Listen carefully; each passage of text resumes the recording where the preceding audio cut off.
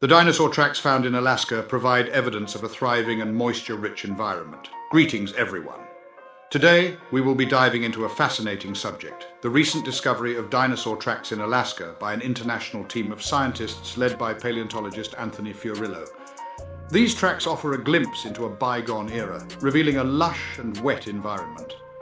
The remarkable findings, which have been published in the esteemed journal Geosciences, shed light on the Nanushuk Formation, a geological formation dating back approximately 94 million to 113 million years. This formation provides us with a captivating snapshot of what a high-latitude ecosystem looked like during a warmer period in Earth's history. By studying these ancient tracks, scientists can gain valuable insights into our present-day warming world. It is worth noting that the Alaska site explored by Fiorillo and his team was situated about 10 to 15 degrees farther north in the mid-Cretaceous era compared to its current location. So, without further delay, let us embark on this exciting discussion. On January 30th, the journal Geosciences published the research conducted by a group of scientists led by paleontologist Anthony Fiorillo.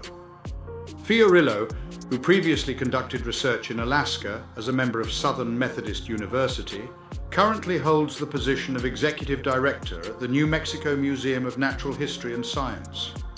One of the key researchers involved in the study was Paul McCarthy, a geology professor at the University of Alaska Fairbanks. McCarthy, along with UAF graduate student Eric Orphis, was among the 8 co-authors of the research. McCarthy's expertise in geology, combined with his affiliation with the UAF Geophysical Institute and UAF College of Natural Science and Mathematics, made him a valuable contributor to the study. Fiorillo and McCarthy have been working together as partners for a significant period of time. For the past 2 decades, our team has been engaged in various endeavors in Alaska, seeking to merge the fields of sedimentology, dinosaur paleontology, and the study of paleoclimate indicators, explained McCarthy. Our research has encompassed 3 additional geological formations, namely Denali, the North Slope, and southwest Alaska, all of which date back approximately 70 million years. According to him, this recently discovered formation dates back approximately 90 to 100 million years. The age increase, as mentioned by Fiorillo, is quite remarkable. The focal point of our curiosity lies in examining rocks from this particular era, which coincides with the widely accepted time frame for the emergence of the Bering Land Bridge, the link connecting Asia and North America, the researcher explained. Our objective is to unravel the identity of those who traversed this bridge, understand their utilization of it, and gain insight into the prevailing environmental circumstances. According to the authors, delving into the study of paleoclimate can provide valuable insights for scientists seeking to comprehend the current state of global warming. According to McCarthy, a specialist in sedimentology and fossil soils, the mid-Cretaceous period was the peak of heat during that era. By studying the Nanushuk Formation, which is a layer of sedimentary rock spanning 800 to 5,000 feet across the central and western North Slope, we can gain insight into what a high-latitude ecosystem looked like in a warmer climate. This formation originated approximately 94 million to 113 million years ago, coinciding with the emergence of the Bering Land Bridge. From 2015 to 2017, our fieldwork was concentrated on Coke Basin, a circular geological formation within the Nanushuk Formation. Situated in the foothills of the Dilong Mountains, this basin lies along the Kukporuk River, approximately 60 miles south of Point Ley and 20 miles inland from the Chukchi Sea. During their exploration, Fiorillo and McCarthy made a significant discovery of around 75 fossil tracks and various other indicators that are believed to be evidence of dinosaurs inhabiting a riverine or delta environment. According to Fiorillo, this location was incredibly abundant in dinosaur footprints, showcasing an impressive wealth of prehistoric history. According to Fiorillo, there is one particular site that stands out from the rest. At some point, we came to a realization that stretched over a distance of 400 yards. We were traversing an ancient terrain, he explained. Within this terrain, we stumbled upon towering trees interspersed with smaller ones and a carpet of fallen leaves. The ground beneath our feet bore tracks and fossilized excrement. During their search, They came across a multitude of fossilized tree stumps with diameters reaching up to 2 feet.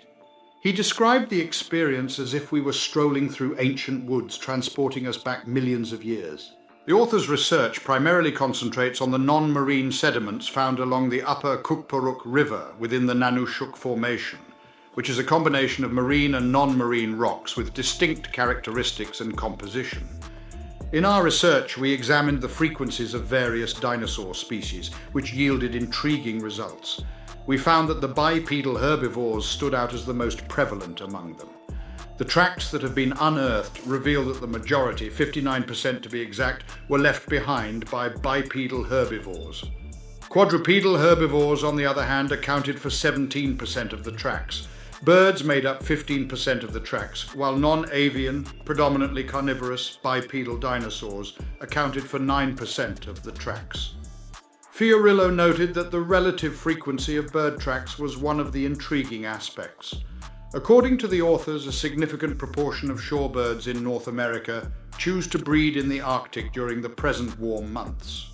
They propose that the abundance of fossilized bird tracks along the Kukporuk River is evidence that a warm paleoclimate also played a crucial role in influencing bird behavior during the Cretaceous period.